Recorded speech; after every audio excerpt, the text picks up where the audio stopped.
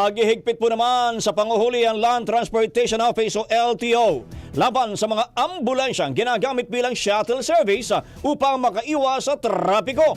Ito ay kasunod po sa hinuling isang ambulansya ng mga tauhan ng Department of Transportation, Special Action and Intelligence Committee for Transportation matapos itong dumaan sa EDSA busway malapit sa Santolan Station sa Quezon City. Nasita ang isang ambulansya dahil nakitang default pa ang setup ng upuan nito.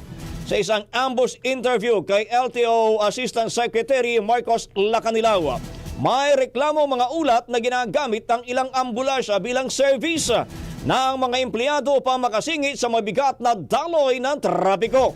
Giit ng opisyal, mahigpit itong ipinagbabawal sa ilalim ng umiiral na batas at maaaring patawan ng kaukulang multa at parusa ang mga lalabag.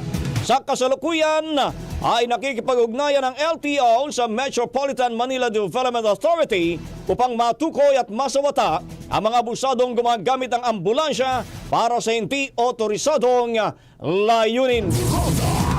Brigada